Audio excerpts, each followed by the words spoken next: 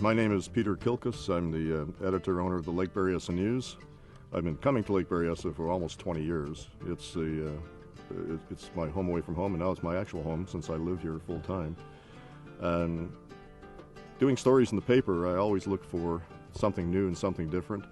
And back in the end of last summer, I was contacted by Sharon Eckroth of what came to be known to me as the Berryessa Bridges Project, and she said they were diving Lake Berryessa. And I thought, wow, that's really fascinating, because I'm a diver myself, and I've dived here at least once. And I thought, what a great story. So I continued working with the Berryessa Bridges Project. Excuse me, David Van Valkenburg put a story together in August of last year about the dive, and it was just the beginning, as you know from what's happening now, that there's a long-term project. That was that first contact was the first time I've heard of divers looking for the bridges. There's always the fantasy about diving someplace into a town, and there have been rumors that the town still exists and that there's a church steeple, none of which is true.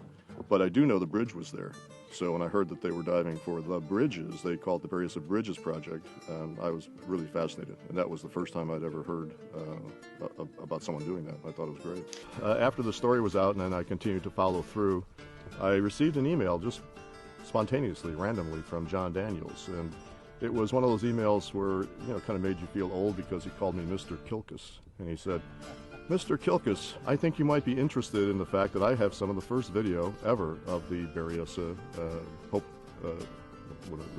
bridge, the Putah Creek Bridge. And I watched the video on YouTube, and then finally we all met one day physically, and it's been great from there. And a set of small LEDs that go around the perimeter of the lens. And I dropped it down and felt that I was over the front face. I could not only see it on a small monitor, I could feel bumping over the top of the cap and then down the outer side of the bridge. And I just kept on lowering it all the way to the bottom on the first trip. The second trip I came back and hooked the boat up a little closer to the underside of an arch and was able to get video of the arch, one of the arches, and I was really pleased with that, because you could actually see the keystones.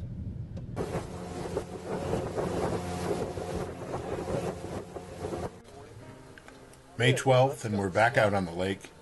The dive team is back up at full strength.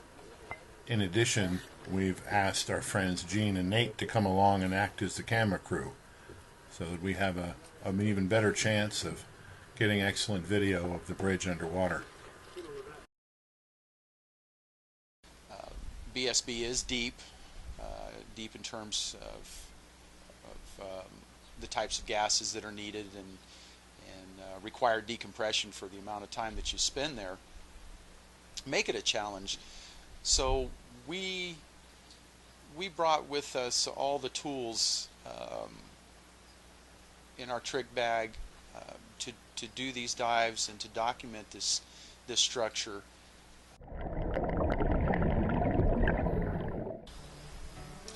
What surprised me initially was the visibility during the descent on dive 6. The water was beautiful, beautiful turquoise color, a stark contrast to previous dives. As I'm descending, it was amazing, because it was like, where's the bridge? They said it was down here, and suddenly it came into view, and here's the bridge deck. You can see the silt, and you can see exactly where we're going to put the guideline. And so we were ready to go over the side. Sneaks up. How was it for you? I had your first dive. I had already heard enough of the stories of our team that had the opportunities to dive before so I was replaying all that in my mind. And again, we were at the bridge deck, and it was time to go over the side and go along the side of the bridge, because I wanted to see all these beautiful stones that everybody was telling me about. And they were there, just as beautiful as life.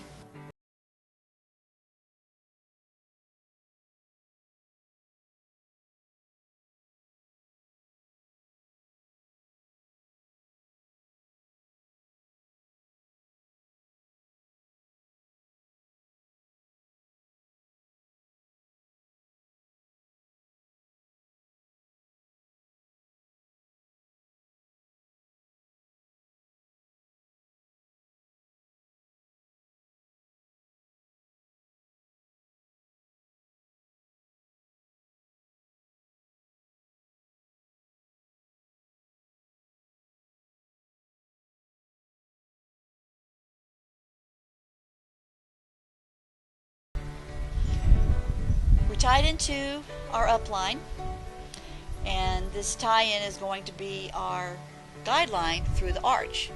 So we descend over the side of the bridge, we follow along the side of the bridge, and next thing you know, we sight the curvature of the first arch.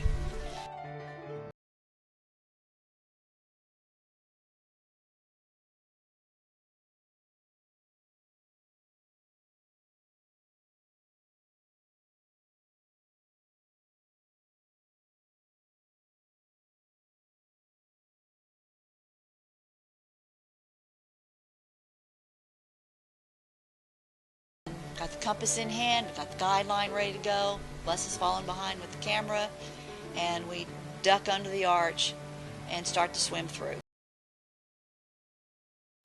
First of all, we're right along the curvature wall underneath the arch, and I dropped down a little bit to about 140 feet, which allowed me to do a check that the arch was clear pretty much all the way to the bottom of the creek. And it was clear. There was no debris, no tree stumps from what we could tell from the visibility that we had. And so we came back up to a little more shallow of around 130 and continued to swim through the arch and emerged on the other side.